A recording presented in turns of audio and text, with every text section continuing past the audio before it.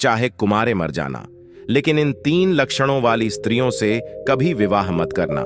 नमस्कार दोस्तों, स्वागत है आप सभी का पुनः आपके अपने YouTube चैनल पर। प्रिय दर्शकों, इस वीडियो में आपके लिए लेकर के आए हैं एक ऐसी कहानी जिसमें आपको बताया जाएगा कि अपनी जिंदगी में कुंवारे मर जाना, लेकिन इन 3 लक्षण वाली स्त्रियों से हमेशा बच करके रहना और इनसे कदापि विवाह मत करना।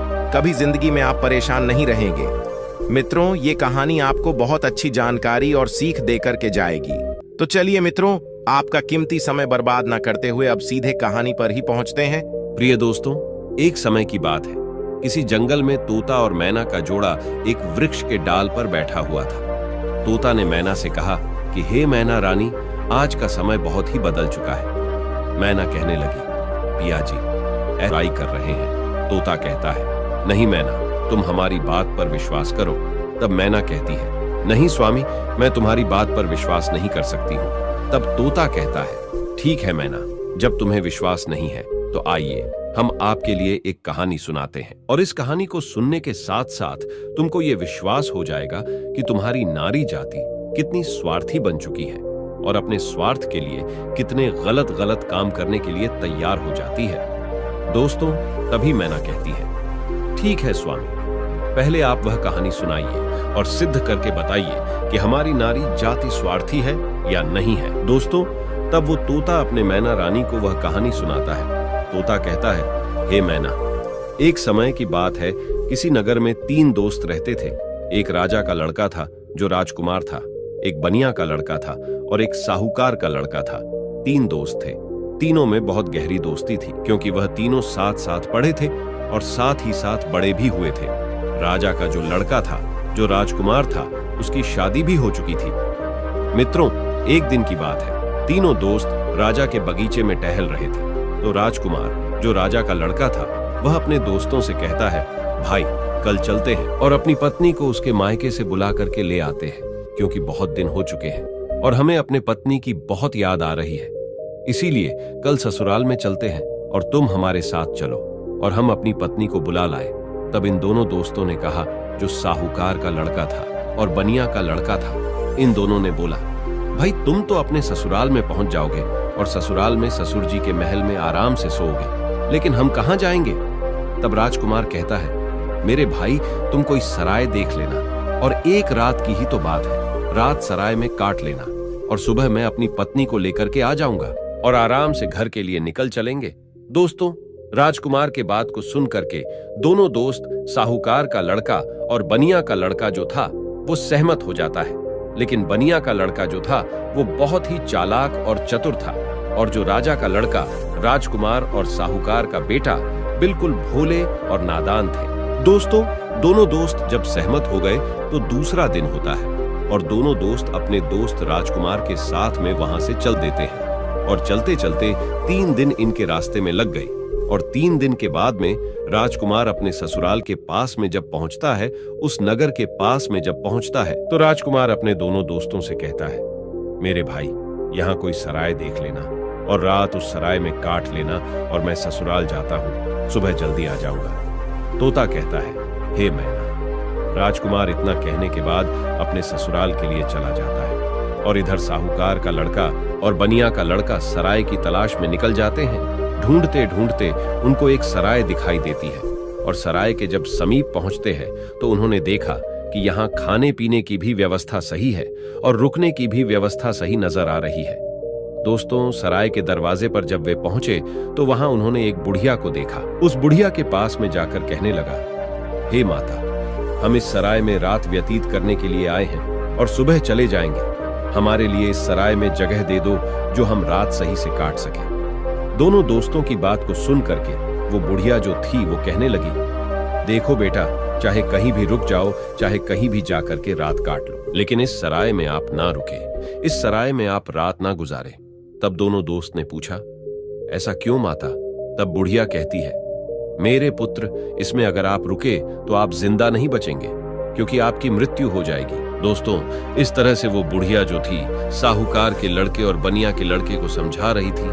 तब तक एक बहुत सुंदर लड़की, एक बहुत सुंदर युवती दरवाजे के भीतर उस साहूकार के लड़के को दिखाई दे जाती है। साहूकार के लड़का ने जब उस सुंदर युवती को देखा तब वो उस पर मोहित हो गया और उसके साथ रात में रुकने के लिए वो तैयार था। उतावला हो रहा था कि किसी ना किसी तरीके से हम इसके साथ रात गुजार लें। मित्रों, इधर वो बुढ़िया समझाती रही, लेकिन साहूकार का लड़का नहीं माना। साहूकार का लड़का जो था वो अपने दोस्त से कहता हुआ चला गया कि दोस्त, तुझे कहीं जगह मिल जाए तो तू रुक लेना, पर हम तो इसके साथ में ही रुकेंगे। दोस्तों, इतना कहने के बाद में वो साहूकार का लड़का जो था उस सुंदर युवती के साथ में रुकने के लिए वो अंदर चला गया, और जो सराय में एक हॉल टाइप का रूम यानी हॉल जैसा एक कमरा था वो बहुत गहरा और लंबा था। उसमें वो सुंदर युवती के साथ में साहूकार का बेटा चला जाता है। दोस्तों, इधर रात हो चुकी थी और सोने का भी वक्त कुछ समय में होने वाला था।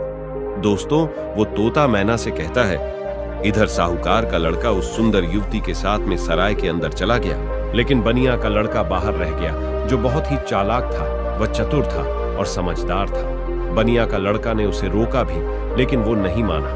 अब दोस्तों, बनिया का लड़का जो था वो बुढ़िया के पास फिर से पहुंचता है और कहता है, हे बूढ़ी माता, मैं आपकी बात को समझा नहीं। आपने कहा कि इस सराय में जो रुकेगा उसकी मृत्यु हो जाएगी और वह सुबह जिंदा लौट करके नहीं आएगा। इसका क्या कारण है? बताने की कृपा करें। मित्रों, तब वो बुढ़िया कहती है, बेटा, तुम उसे रोक रहे थे, लेकिन तुम्हारा दोस्त नहीं माना। मुझे डर है कि वो सुबह आपको जिंदा नहीं मिलेगा।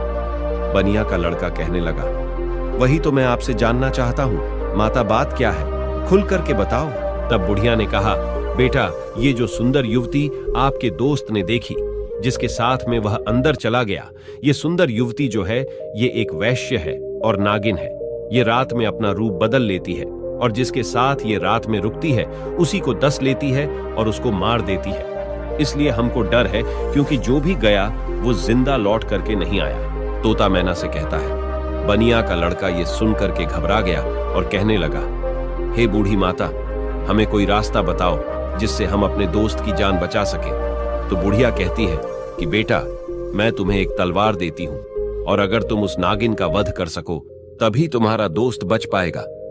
बनिया का लड़का समझदार और चतुर था, वो तैयार हो गया और कहने लगा, माता, लाइए तलवार, मैं अपने दोस्त का जान जरूर बचाऊंगा, चाहे हमारी जान ही क्यों ना चली जाए। मित्रों, बुढ़िया बनिया के लड़के को तलवार देती है और वो चुपके से सराय के अंदर घुस जाता है, और जहां उसका दोस्त साहूकार का बेटा उस वैश्य के साथ में लेटा हुआ था, वही पास में एक कोने में जाकर के बैठ जाता है और इंतजार करने लगता है कि कब ये नागिन का रूप धारण करे और हम इसको मारे। दोस्तों, आधी रात का समय होने वाला था और तभी वह सुंदर युवती जो नागिन थी वह अपना रूप बदलती है और जैसे ही साहूकार के लड़के को काटने वाली होती है तो उसका दोस्त बनिया तलवार लिए तो बैठा ही था, एकदम से उसने तलवार चलाई और उस नागिन का वध कर दिया और वो सुंदर युवती मर गई। दोस्तों, इस तरीके से उसने अपने दोस्त की जान बचाई और उस मरी हुई नागिन को पलंग के नीचे रख दिया एवं छिपा दिया।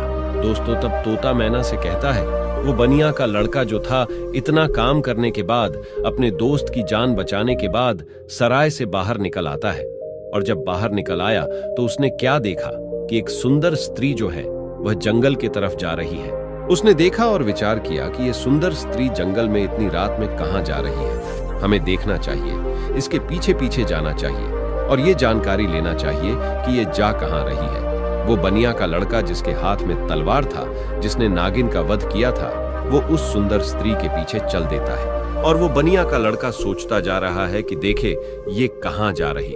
वो स्त्री चलती चली गई और जंगल में एक साधु का आश्रम था और वो स्त्री साधु के आश्रम पर पहुंच गई और जाकर के उसने साधु से मुलाकात की और वो सारा नजारा बनिया का लड़का दूर से ही देख रहा था। जब उसका जाने का समय हुआ तो साधु से मिलने के बाद फिर वो सुंदर स्त्री हाथ जोड़ करके कहने लगी, आज आपसे मेरी आखिरी मुलाकात है। साधु कहने लगा, वो क्यों? तो वो सुंदर स्त्री जवाब देती है, हमारे पति हमें लेने के लिए आए हैं और अभी हमारे घर पर ठहरे हुए हैं। कल मैं अपने पति के साथ ससुराल चली जाऊंगी। आज के बाद फिर मैं आपसे मिलने के लिए नहीं आ पाऊंगी। तब वो साधु कहने लगा, रोजाना तो हमारे पास आती थी, लेकिन अब हमें धोखा देकर के जा रही हो और कह रही हो कि अपने पति के साथ जा रही हो। तब वो सुंदर स्त्री जवाब देती है, हाँ, मेरा पति मेरे घर पर ठहरा हुआ है और कल मैं ससुराल चली जाऊंगी। हमें माफ करना, अब मैं आज के बाद तुम्हारे पास मिलने नहीं आऊंगी। दोस्तों, उस सुंदर स्त्री के बात को सुनकर साधु को गुस्सा आ जाता है और साधु जो है गुस्सा में उसकी नाक काट देता है। और जब उसकी नाक कट जाती है तो उसे पीड़ा होती है और वो पीड़ा को सहन करती हुई चिल्लाती हुई अपने घर के लिए भाग खड़ी होती है। इधर दोस्तों, वो बनिया का लड़का सारी बातें सुन रहा था और ये नजारा देख रहा था। उस बनिया के लड़का को बहुत गुस्सा आ गया और उसने गुस्से में साधु को मार दिया, उसकी हत्या कर दी और उसको मार करके वहां से तुरंत वे चल देता है और आगे चल करके एक मंदिर था और उसी मंदिर में जाकर के छिप कर भीतर बैठ गया। अब वो सोचता है कि हे प्रभु, इस दुनिया में हो क्या रहा है। अब इधर जो वो बनिया का लड़का मंदिर के अंदर बेचारा चुपचाप बैठा हुआ था, वहां पर कुछ चोर आते हैं और चोर मंदिर के बाहर से हाथ जोड़ करके कहता है, हे देवी माँ, हम चोरी करने के लिए जा रहे हैं और अगर ये हमारी चोरी आसानी से हो जाए और हम ना पकड़े गए तो कल हम तुम्हारे पास तुम्हारे लिए राजा की लड़की को लाएंगे और उसकी बलि चढ़ाएंगे। इतना कहने के बाद में वो चोर अपनी चोरी करने के लिए चले जाते हैं और जो अंदर बनिया का लड़का बैठा था, उसने जब चोरों की बात को सुना तो उसके पैरों तले जमीन खिसक गई और वो कहता है, ये क्या है, यहाँ भी एक हत्या होने वाली है। हे प्रभु, ये हो क्या रहा है। दोस्तों, वो बनिया का लड़का विचार करता है, चाहे कुछ भी हो जाए लेकिन मैं राजा की लड़की की हत्या नहीं होने दूंगा। ये सोच करके वो मंदिर में बैठा रहा। इधर दोस्तों, क्या हुआ कि वो स्त्री जो थी जिसकी नाक साधु ने काटी थी, वो अपने घर पर पहुंची और उसने रोना धोना बंद किया। बाकी पीड़ा तो सता रही थी। उसने विचार किया, अगर सुबह लोग हमको देखेंगे तो पता नहीं, ना जाने मेरे बारे में क्या कहेंगे। हमें शर्म से अपना सर नीचा झुकाना पड़ेगा। क्यों ना हम अपने पति को फंसा दे और ये कह दे कि हमारे पति ने मेरी नाक काट ली। तो वही हुआ। सवेरा होने वाला था और जैसे ही थोड़ा प्रकाश होने को था, तभी वो चिल्लाने लगी और कहने लगी कि देखिए देखिए, हमारे पति ने हमारी नाक काट ली। दोस्तों, घर वाले जो थे वो एकदम से भाग करके आते हैं और उसके पति को बंदी बना लेते हैं। जो वो राजकुमार था, जो राजा का लड़का था, उसको पकड़ लेते हैं और पकड़ करके वहां से राजा के सामने पेश कर देते हैं। राजा वो सारा वृतांत जान करके उसको जेल में डाल देता है। तब तोता मैना से कहता है, हे मैना रानी, अब आगे सुनिए क्या हुआ। इधर पूरा दिन व्यतीत हो गया। उसका दोस्त जो बनिया था, उसने पूरा दिन इधर उधर बैठ करके काट लिया और जब रात हो गई तब उसी मंदिर में जाकर के वे छिप करके बैठ गया, क्योंकि उसे मालूम था कि ये चोर राजा की लड़की को पकड़ करके जरूर लाएंगे, उसकी हत्या जरूर करेंगे, लेकिन मैं उसकी हत्या नहीं होने दूंगा। जब रात हो गई तो मंदिर में जाकर के तलवार लेकर के छिप कर बैठ गया और इधर आधी रात जब होती है तभी वो चोर राजा के लड़की को पकड़ करके लाते हैं और मंदिर के बाहर बैठ जाते हैं। कुछ देर बैठ करके बातें करते हैं और कहते हैं, देवी माँ ने हमारी बातें सुन ली हैं, कितनी बढ़िया हमें चोरी करवा दी, पकड़े भी नहीं गए और बहुत मालदार भी बन जाएंगे क्योंकि हमने बहुत माल लूटा है। इस तरीके की बातें कुछ देर करते रहे। फिर उनमें से एक बोला, देख भाई, अब उस लड़की को जल्दी ले जा और देवी माँ के सामने उसका सिर काट देना और उसकी बलि चढ़ा देना। तो दोस्तों, उन चोरों में से एक चोर जो था वो राजा के लड़की को पकड़ करके अंदर मंदिर में प्रवेश करता है और देवी माँ की जहां पर मूर्ति थी वहां पर ले जाता है और उस लड़की का सिर काटने के लिए जैसे ही वो चोर जाता है तो बनिया का लड़का तो वहां तैयार ही बैठा हुआ था और वो चोर राजा के लड़की का सिर नहीं काट पाया, उसकी बलि नहीं चढ़ा पाया, क्योंकि उससे पहले ही बनिया के लड़का ने उस चोर को मार दिया और चोर को मार करके उसकी लाश को एक बगल में रख दिया। इधर दोस्तों, उन चोरों में से एक चोर कहता है, देख भाई, वो हमारा एक साथी गया है, वो लौट करके नहीं आया है। अरे तू जा और देख करके आ कि उसने बलि चढ़ा पाई या नहीं चढ़ा पाई। दोस्तों, ऐसे ही दूसरा चोर जो है जैसे ही मंदिर में प्रवेश करता है तो वो बनिया का लड़का तैयार बैठा हुआ था, उसने उसको भी मार दिया। कहने का मतलब ये है कि इसी तरीके से उस बनिया के लड़के ने जितने भी चोर थे सारे चोरों को मार दिया और उस राजा की लड़की की रक्षा की। जब सारे चोरों को मार देता है तब वो लड़की निर्भय हो जाती है और उसके बाद में वो बनिया का लड़का राजा की लड़की से कहता है कि चलो हम तुम्हारे घर तक तुम्हें छोड़ देते हैं। दोस्तों, राजा की लड़की घबराई हुई थी, उस बनिया के लड़के के साथ में चल देती है और इधर राजा की जो लड़की थी वो बनिया के लड़के से प्रेम करने लगी। और कहने लगी कि हम तुमसे विवाह करना चाहते हैं। दोस्तों, बातों ही बातों में वो लोग राजा के घर तक पहुंच गया और घर के दरवाजे पर जैसे ही पहुंचा तो बनिया का लड़का ने मना कर दिया। नहीं, मैंने तुम्हारी रक्षा की है, इसका मतलब ये नहीं है कि मैं तुमसे विवाह करूं। मैं ऐसा कदापि नहीं कर सकता। राजा की लड़की को गुस्सा आ गया और कहने लगी, अगर आप हमारे साथ शादी नहीं करेंगे तो मैं आपको जेल में डलवा दूंगी। बनिया का लड़का कहने लगा, जैसी आपकी मर्जी, लेकिन मैं शादी नहीं करूंगा। दोस्तों, तभी राजा की लड़की दरवाजे पर चिल्लाती है और कहती है, बचाओ, ये हमको पकड़ करके ले जाना चाहता था और ये हमारी इज्जत लूटना चाहता था।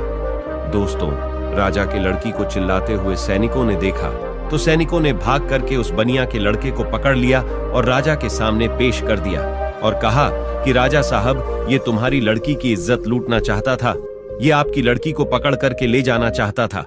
वो तो आपकी लड़की चिल्लाने लगी, इसलिए मैंने बचा लिया।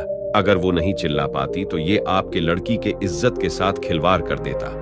दोस्तों, ये सुनने के बाद राजा को क्रोध आ गया और उसने पकड़ करके उस बनिया के लड़के को जेल में डाल दिया, जहां उसके दोनों दोस्त भी मौजूद थे। जो साहूकार का लड़का था और राजा का लड़का था, वो दोस्त भी उसे मिल गए। साहूकार के लड़का को सराय वालों ने पकड़वा दिया क्योंकि इसने एक वैश्य व सुंदर युवती का वध किया, इसलिए वो भी वहां जेल में मौजूद था।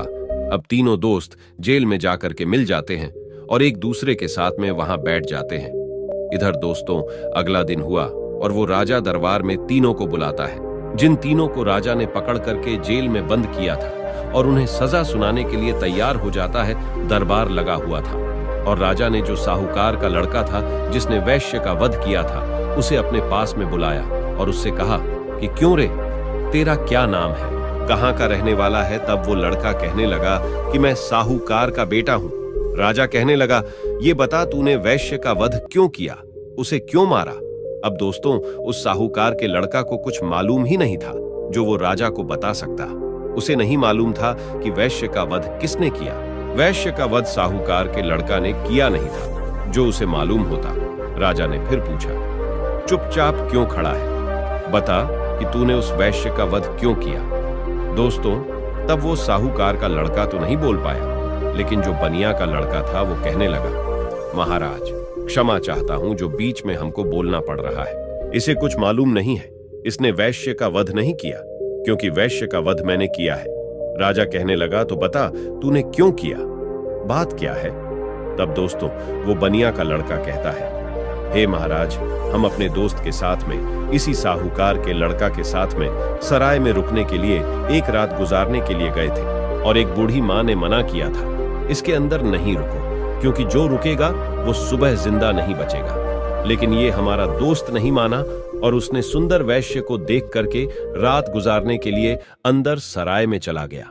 मुझे उस बुढ़िया के द्वारा मालूम हुआ कि ये नागिन है और ये नागिन का रूप में आकर के इसको डस लेती, इसलिए तब मैं तलवार को लेकर के अपने इस दोस्त की जिंदगी बचाने के लिए, जहां ये पलंग पर वैश्य के साथ सोया हुआ था, वही एक कोने में जाकर के बैठ गया।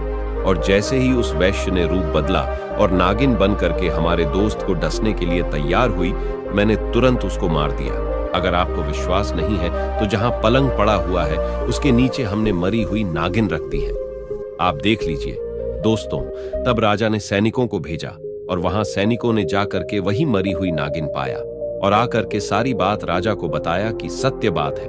तो दोस्तों, राजा प्रसन्न हो गया और कहने लगा, ठीक है, तूने दोस्ती का फर्ज निभाया है, जो अपनी दोस्त की जिंदगी बचाई है। दोस्तों, राजा साहूकार के लड़का को छोड़ देता है। उसके बाद में राजा जो था वो राजकुमार, यानी कि जो राजा का लड़का राजकुमार जो था, उसको बुलाता है और उससे पूछता है कि तू बता कि तूने अपनी पत्नी की नाक क्यों काटा। अब दोस्तों, उसको भी नहीं मालूम था नाक किसने काटी है, वो भी चुपचाप खड़ा था। राजा ने फिर दोबारा पूछा कि बोल क्यों नहीं रहा है कि तूने अपनी पत्नी की नाक क्यों काटा। तब दोस्तों, वो बनिया का लड़का फिर से हाथ जोड़ करके कहने लगा कि महाराज क्षमा करे, इसको भी नहीं मालूम, इसने अपनी पत्नी की नाक नहीं काटी है। नाक किसने काटी है वो सारा वृत्तांत मैं आपको सुनाता हूँ। तब उस बनिया के लड़के ने राजा को बताया कि ये लड़की साधु से प्रेम करती है। रात में साधु से मिलने के लिए गई, मैं इसके पीछे पीछे गया। इसने कहा कि मैं कल से तुमसे मिलने नहीं आ सकती, मेरा पति मुझे लेने के लिए आया है। ये सुनकर के उस साधु ने इसकी नाक काट ली और इसने आकर के अपने पति को फंसा दिया। इसने गलत किया। राजा कहने लगा, मैं तेरी बात पर विश्वास कैसे करूं? तब उस बनिया के लड़के ने कहा, महाराज सैनिकों को भेजिए जहां उस साधु का आश्रम है। देख लीजिए कि मैंने साधु का वध कर दिया है। दोस्तों, सैनिक जाते हैं, आश्रम पर उस मरे हुए साधु को देखते हैं तो आकर के राजा को बताते हैं कि महाराज बात सत्य है। दोस्तों, तब वो राजा उस राजकुमार को भी छोड़ देता है, वो भी बच जाता है। दोस्तों, फिर तोता कहता है कि हे मैना, अब आई बारी उसी बनिया के लड़का की जिसने राजा के सामने अपने दोस्तों की जिंदगी बचाई। राजा उस बनिया के लड़का से बोलता है कि तूने तो अपने दोस्त को बचा लिया, लेकिन अब तू बता कि तू हमारी लड़की को पकड़ करके क्यों ले जाना चाहता था? इसके साथ में दुर्व्यवहार करना क्यों चाहता था? इसकी इज्जत से खिलवाड़ करना क्यों चाहता था? अब तू नहीं बचेगा। दोस्तों, तब वो बनिया का लड़का कहता है कि महाराज क्षमा करें, ये आपकी लड़की जो है ना, इसने हमें गलत फंसाया है। आपकी लड़की की बलि चढ़ाने के लिए कुछ चोर इसको पकड़ करके ले गए थे। मैं उसी मंदिर में था, मेरे हाथ में तलवार थी क्योंकि मैं साधु को मार करके आया, और आपकी लड़की को मारने के लिए जैसे ही एक चोर अंदर मंदिर में आता है, मैंने उसको मार दिया। दूसरा आता है, उसको भी मार दिया। इसी तरीके से जितने भी चोर थे मैंने सबको मार दिया, और सभी मंदिर में ही पड़े हुए हैं। अगर विश्वास नहीं है तो सैनिकों को भेज करके देख लीजिए। दोस्तों, वही हुआ। सैनिक जाते हैं मंदिर के पास में, मंदिर में जाकर के देखते हैं तो उन चोरों की लाशें पड़ी हुई थी। तो सैनिकों ने आकर के सारी बात राजा से कही कि महाराज बात सत्य है, आपकी लड़की की रक्षा इसने की है। इसने इज्जत से खिलवाड़ नहीं किया और ना ही इज्जत लूटने की कोशिश की है। वो बनिया का लड़का कहता है, हाँ राजा साहब, मैं आपकी लड़की को पकड़ करके क्यों ले जाऊंगा? और सुनिए महाराज, चोरों से बचा करके जब आपके लड़की को घर छोड़ने के लिए आ रहा था, तब आपकी लड़की हम पर आसक्ति हो गई, प्रेम करने लगी और विवाह करने की जिद करने लगी। मैंने कहा, मैं ऐसा कदापि नहीं कर सकता। मैंने जिस लड़की की रक्षा की है और उसके बदले में मैं उससे विवाह करूं, उसकी इज्जत से खिलवाड़ करूं, ऐसा मैं नहीं कर सकता। मैंने उसे मना किया तो उसने कहा, अगर तुम हमसे विवाह नहीं करोगे तो हम अपने पिता से कहकर तुम्हें जेल में डलवा देंगे। और उसने वही किया। बनिया के लड़के के बात को सुन करके राजा जो था, उसका चेहरा शर्म से नीचे झुक जाता है, और तब उसने बनिया के लड़के को आजाद कर दिया और माफी मांगी कि जाओ बेटा, तुम आजाद हो, तुम्हारी गलती नहीं है। इस तरीके से वो बनिया का लड़का जो था अपने दोनों दोस्तों को बचा लेता है और खुद भी बच जाता है, और तीनों दोस्त हंसते हंसते अपने नगर में चले आते हैं और आराम से फिर वही रहने लगते हैं। तो दोस्तों, अब वो तोता कहता है कि हे मैना, देख लिया, इस तरीके से नारी जात स्वार्थी बन चुकी है और अपने स्वार्थ के लिए गलत से गलत काम के लिए तैयार हो जाती है। अब उस गलत काम के लिए चाहे कुछ भी करना पड़े, चाहे कितने भी कष्ट झेलना पड़े, चाहे किसी के भी जिंदगी से खिलवाड़ क्यों ना करना पड़े, लेकिन ऐसी स्त्रियां नहीं मानती हैं। दोस्तों, अपने पिया तोता की बात को सुन करके मैना जो है वो चुप हो जाती है। उसके बाद में तोता कहता है, हे मैना रानी, इसीलिए तो मैं सोचता हूं कि चाहे भूखे मर जाना, लेकिन इन 3 लक्षणों वाली स्त्रियों से कभी विवाह मत करना। तोता समझाता है कि 3 लक्षणों वाली स्त्रियां ये हैं। पहली, वो जो पति होकर के भी पराये पति से हित करे और पराये पति से छुप छुप के मिलने के लिए जाए, अपने पतिव्रता धर्म को भूल जाए और उसके साथ में हवस का शिकार बन जाए। तो ऐसी स्त्री से हमेशा बचना चाहिए और ऐसी स्त्रियों से दूर रहना चाहिए। और दूसरी स्त्री वो है जो एक स्त्री तो है, लेकिन वेश्यावृत्ति के तरह जिंदगी गुजार रही है, नागिन की तरह रह रही है। अब उसे अपने हवस के इच्छा पूर्ति के लिए चाहे अपने पति का ही कत्ल क्यों ना करना पड़े, लेकिन वो कर बैठती है और नागिन की तरह अपने पति को दस करके उसे मार डालती है। तो ऐसी वेश्यावृत्ति के लक्षण वाली जो स्त्रियां हैं, इनसे दूर रहना चाहिए, इनसे कदापि विवाह करने की इच्छा नहीं रखना चाहिए। और तोता बोला, हे मैना, तीसरी स्त्री वो है जिसकी जान अगर कोई बचाए और अगर वो मरने के लिए जा रही हो और उसकी अगर कोई जान बचा ले और ऐसे में वे मददगार को ही झूठा फंसा दे और उसी मददगार से विवाह की इच्छा करे, उसी से दुर्व्यवहार करने की इच्छा करे और फिर उसको झूठा फंसा करके उसको मरवा डाले या उसे जेल में बंद करवा दे या उसे सजा दिलवा दे। तो ऐसी स्त्रियों से भी हमेशा बच के रहना चाहिए। इनका कोई भरोसा नहीं है कि किस वक्त तुम्हारी जिंदगी को ले बैठे। तो दोस्तों, मेरे कहने का तात्पर्य यह है कि ये कहानी हमें यही सिखाती है कि चाहे जीवन में कुमारे मर जाना, लेकिन इन 3 लक्षणों वाली लड़कियों से हमेशा दूर रहना, बच करके रहना। कभी जिंदगी में फंसोगे नहीं और कभी जिंदगी में दुखी नहीं रहोगे, और तुम्हें कभी भी जिंदगी में रोना भी नहीं पड़ेगा और पछताना भी नहीं पड़ेगा। तो प्रिय मित्रों, कैसी लगी आपको ये कहानी? अगर कहानी अच्छी लगी है, पसंद आई है, तो कमेंट बॉक्स में जरूर बताना, और हो सके तो अपने मित्रों को भी शेयर करना और हमारे चैनल को सब्सक्राइब अवश्य करना। और दोस्तों, सच्ची श्रद्धा से कमेंट में जरूर लिखें जय श्री राम, जय हनुमान। साथ ही देवों के देव हर हर महादेव सदैव आप पर अपनी कृपा बनाए रखें। प्रिय मित्रों, वीडियो को अंत तक देखने के लिए धन्यवाद। जय श्री राम।